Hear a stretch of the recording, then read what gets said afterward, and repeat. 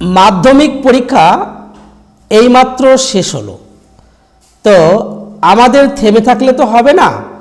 মাধ্যমিক পরীক্ষার পর আমরা কি নিয়ে পড়ব? আর্টস, সায়েন্স না কমার্স? এইটা আমাদের নির্বাচন করা সবার আগে প্রয়োজন।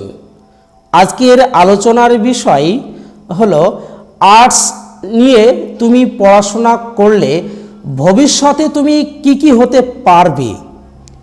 অনেকে ভাবে সায়েন্স নিয়েই পড়লেই সব হয়তো স্বপ্নগুলো পূরণ করা যায়, আর্টস এর কোনো গুরুত্ব নেই।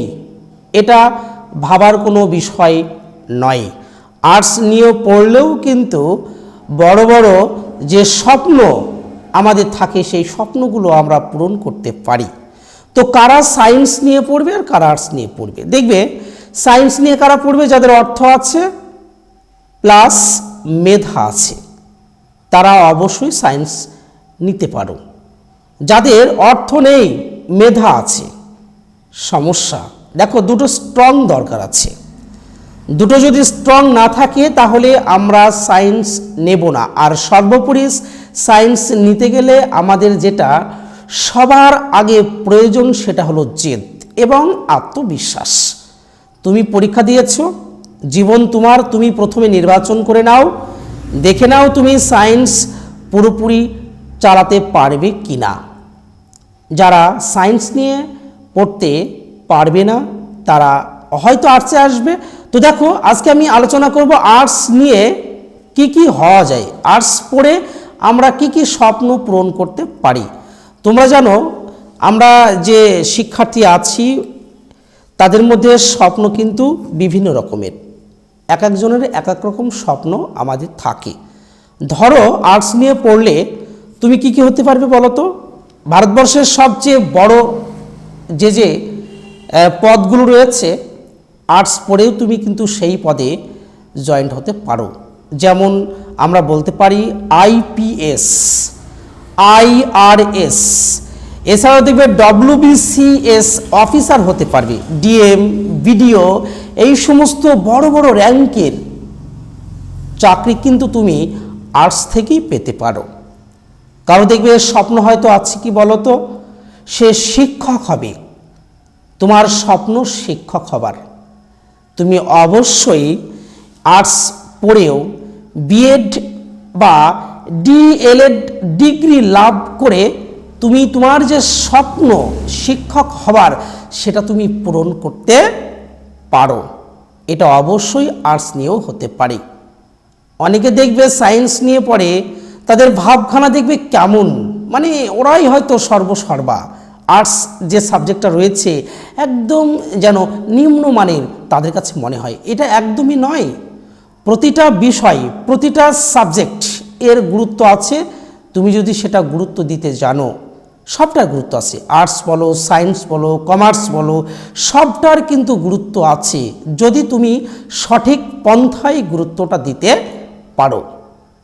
তো দেখো, বড় বড় চাকরি তুমি এই আর্টস থেকেও করতে পারো, বা রেলের বিভিন্ন, তো তোমার ধরো রেলের চাকরি করার খুব শখ, তুমি এই আর্টস পড়েও কি রেলের বিভিন্ন বড় বড় যে পদগুলো রয়েছে তুমি সেই পদে যুক্ত হতে পারো। কে বলেছে আর্টস থেকে চাকরি হয় না? কে বলেছে আর্টস পড়লে জীবন নষ্ট হয়? কে বলেছে? একদমই নয়। এটা কখনোই ভাববে না। আমাদের ভাবনা চিন্তা সব সময় থাকবে ইতিবাচক। আর কি হওয়া যায় আর্টস পড়ে? তুমি আইনজীবী হতে পারবে, আর্টস পড়ে কিন্তু আইনজীবী হওয়াও যায়।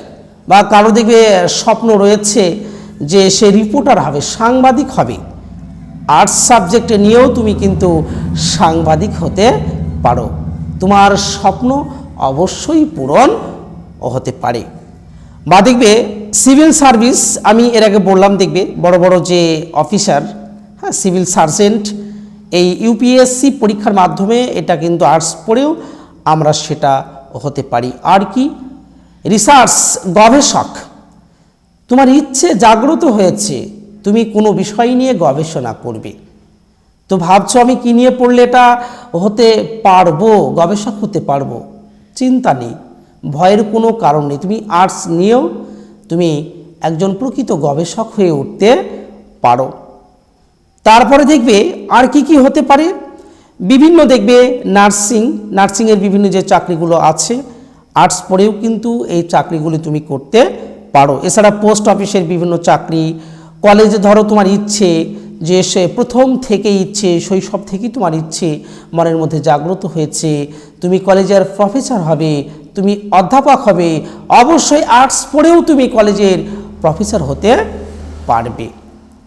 আরও দেখবে নানাবিধ চাকরি, কারোর দেখবে ইচ্ছে আছে যে আইটিআই করবে, সে আইটিআই আর্টস পড়েও কিন্তু আইটিআই করা যায়, নার্সিংয়ের ট্রেনিং করা যায়, পিএসসি, সিজিএল, এই যে বিভিন্ন যে পদের যে চাকরিগুলি আছে, আমরা কিন্তু এই বিষয়টা পড়েও আত্মসাৎ করেও কিন্তু এই পদে আমরা নিয়োজিত হতে পারি।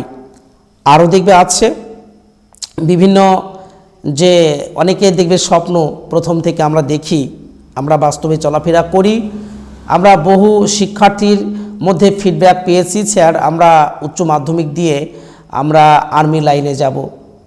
এটা কিন্তু একটা স্বপ্ন পূরণের দিক। বড় বড় এই চাকরিগুলো ছাড়াও দেখবে এগুলো বড় বড় চাকরি, এগুলো তোমার স্বপ্ন যদি থেকে থাকে, তুমি আর্টস পড়েও কিন্তু তোমার যে স্বপ্ন আর্মি হবার, আর্মি সেনাবাহিনীতে চাকরি তুমি করবে, তাহলে আর্টস পড়েও কিন্তু তুমি এই পদে নিয়োজিত হতে পারো। তোমার চাকরি করাও হবে, আবার সেনাবাহিনীতে চাকরিও করা হবে, আবার তার মাধ্যমে দেশ সেবা করাও যাবে। এটা কিন্তু একটা জ্বলন্ত উদাহরণ। তুমি সচরাচর দেখো, সমাজের দিকে তাকাও, কতজন আমাদের ভাই বোন বা দাদা দিদি দেখবে আছে, তারা বড় বড় পদে নিয়োজিত আছে, তারা কিন্তু কেউ সায়েন্স নিয়ে নয়, সায়েন্স নিয়েও আছে, আবার অনেকে দেখবে আছে আর্টস পড়েও কিন্তু বড় বড় পদে তারা নিয়োজিত। তাই আমাদের সব সময় যে ভাবনা চিন্তা হবে। এছাড়াও দেখবে আর্টস পড়ে আমাদের ডব্লিউবিপি, পশ্চিমবঙ্গের বিভিন্ন পুলিশের চাকরি এগুলো হয়। তারপরে সাব ইন্সপেক্টর, হয়তো অনেকের স্বপ্ন আছে আমি সাব ইন্সপেক্টর হব, অবশ্যই তাহলে তুমি কিন্তু আর্টস পড়ে এই সাব ইন্সপেক্টর পদে নিয়োজিত হতে পারো।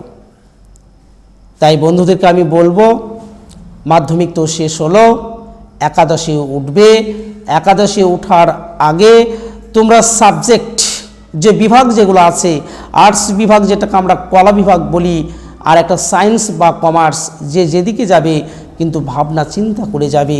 জীবনটা তোমার, কেউ যদি তোমার ওপর জোরপূর্বক কোনো কিছু চাপিয়ে দেয়, তুমি সেটা কিন্তু গ্রহণ করবে না। আগে তুমি ভাবনা চিন্তা করো, যারা সায়েন্স নিয়ে পড়ছে বা যারা আর্টস নিয়ে পড়ছে, তুমি তাদের সঙ্গে কথা বলো, তোমার দাদা দিদি যারা আছে তোমরা তাদের সঙ্গে কথা বলে জানো কোন বিষয়ে কোনটা হয়, কোনটা করলে ভালো হবে, আর সর্বোপরি তুমি পারবে কি না সেটা আগে জানো, তারপরে সিদ্ধান্ত নেবে। হঠাৎ করে সিদ্ধান্ত তুমি কিন্তু নেবে না, কারোর প্রলোভনে পড়ে তুমি কিন্তু এই সিদ্ধান্তটা কখনোই নেবে না। আমি বারবার বলছি, হয়তো তুমি সায়েন্স নিলে, হয়তো মাঝপথে গিয়ে তুমি ছেড়ে দিলে, জীবন কিন্তু শেষ হয়ে যেতে পারে। তাই জীবন শেষ হবার আগে আমি বন্ধুদেরকে বলবো, তোমাদের প্রথম থেকে যে স্বপ্ন আছে সেই স্বপ্ন পূরণের লক্ষ্যে তোমাদের যে বিভাগ যেগুলো রয়েছে তোমরা সেইগুলো নির্বাচন করো। কারো সায়েন্স প্রথম থেকে স্বপ্ন যদি থাকে সায়েন্স নিয়ে পড়বো, ওই যে বললাম মেধা প্লাস অর্থ যদি থাকে তুমি অবশ্যই সায়েন্সে ভর্তি হতে পারবে। যদি স্বপ্ন থাকে না আমি আর্টস নিয়েই পড়াশোনা করব, ইতিহাস নিয়ে পড়ব বা বাংলা নিয়ে পড়ব বা অন্যান্য যে বিষয়গুলো আছে সেইগুলো নিয়ে পড়াশোনা করব, তাহলে তুমি অবশ্যই এই আর্টস নিতে পারো। তো বন্ধুরা, এখন পরীক্ষা শেষ হয়েছে, আমাদের বসে থাকলে হবে না। বসে থাকলে আমাদের যে লক্ষ্যস্থল, সেই লক্ষ্যস্থলে আমরা কখনোই যেতে পারবো না। তাই যার যেটা ইচ্ছে আছে তোমরা এখন থেকে 2-1 কলম করে পড়তে থাকো, সময়টাকে কাজে লাগাও, দেখবে ভবিষ্যতে অনেক কিছু কিন্তু হবে। তবে আমাদের যে সমাজ, আমাদের যে শিক্ষা ব্যবস্থা কিন্তু আস্তে আস্তে পতনের দিকে চলে আসছে। তাই আমাদের হচ্ছে না বলে যে তোমাদের হবে না এমনটি কথা নয়, ইতিবাচক সব সময় কিন্তু আমাদের ইতিবাচক ভাবতে হবে, আমাদের মন মানসিকতা দৃঢ় রাখতে হবে, মজবুত রাখতে হবে। খারাপ চিন্তা ভাবনা আমাদের মনের মধ্যে নিয়ে আসলে হবে না। আমাদের ইতিবাচক চিন্তাভাবনা নিয়ে সমাজে চলাফেরা করতে হবে, তাহলে ভবিষ্যতে হয়তো আমরা কিছু করতে পারবো। তো বন্ধুরা, আজকে এই পর্যন্তই। আজকে আমি আলোচনা করলাম যে আর্টস নিয়ে পড়েও তোমার যে স্বপ্ন পূরণ, লক্ষ্যস্থল তুমি অবশ্যই সেটা হতে পারবে বা লক্ষ্যস্থল তোমার পূরণ করতে পারবে।